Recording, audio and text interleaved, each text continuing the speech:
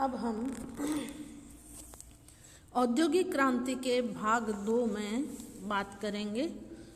तो अगले जो इसके पीछे रीजंस थे कि भाई ये क्रांति इंग्लैंड में क्यों हुई, तो हम औद्योगिक क्रांति भाग 2 के वीडियो में बात करेंगे कि सुदृढ़ सामुद्रिक शक्ति जो इंग्लैंड की थी वो इसके लिए एक महत्वपूर्ण कारण सिद्ध हुई। महारानी एलिजाबेथ के शासनकाल से ही सामुद्रिक शक्ति के क्षेत्र में इंग्लैंड यूरोप महाद्वीप का अग्रणी देश बन गया था। सुदृढ़ तथा विशाल जल सेना के कारण युद्ध काल में भी इंग्लैंड के व्यापार पर कोई विपरीत प्रभाव नहीं पड़ा था। वहां के व्यापारी जलपोतों के माध्यम से व्यापार अपना माल बिना किसी असुविधा के गंतव्य स्थान तक ले जा सकते थे। इसी प्रकार बाढ़ से आने वाले माल को भी इंग्लैंड तक लाने में वहां के जलपोत अत्यधिक सहायक सिद्ध होते थे।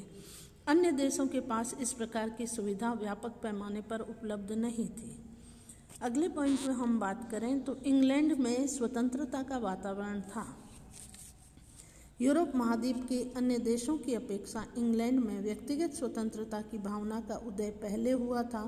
वहाँ की जनता को भाषण, प्रेस, लेखन आदि क्षेत्रों में पूर्ण स्वतंत्रता प्राप्त थी।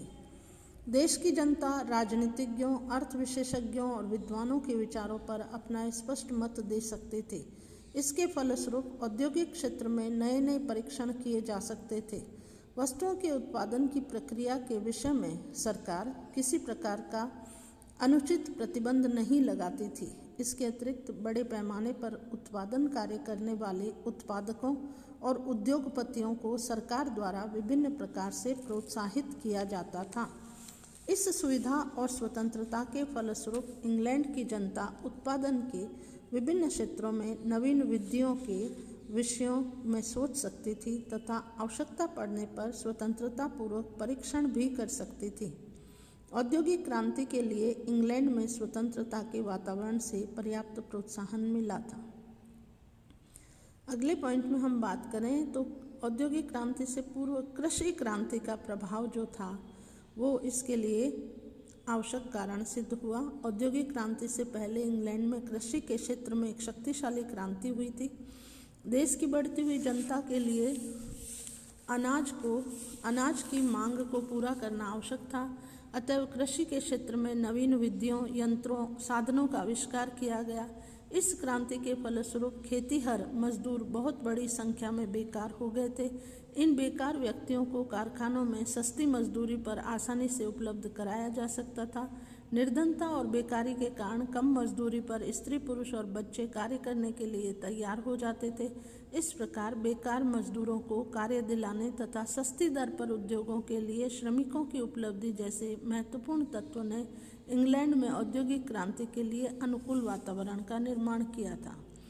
हम बात करें अगले पॉइंट में तो अतिरिक्त धन की प्रचुरता जो इंग्लैंड के पास थी वो इसका एक बड़ा कारण सिद्ध हुई। बड़े पैमाने पर उत्पादन कार्य प्रारंभ करने के लिए विशाल पूंजी की आवश्यकता होती थी। सौभाग्यवश इंग्लैंड में अतिरिक्त पूंजी बहुत बड़ी मात्रा में उपलब्ध थी।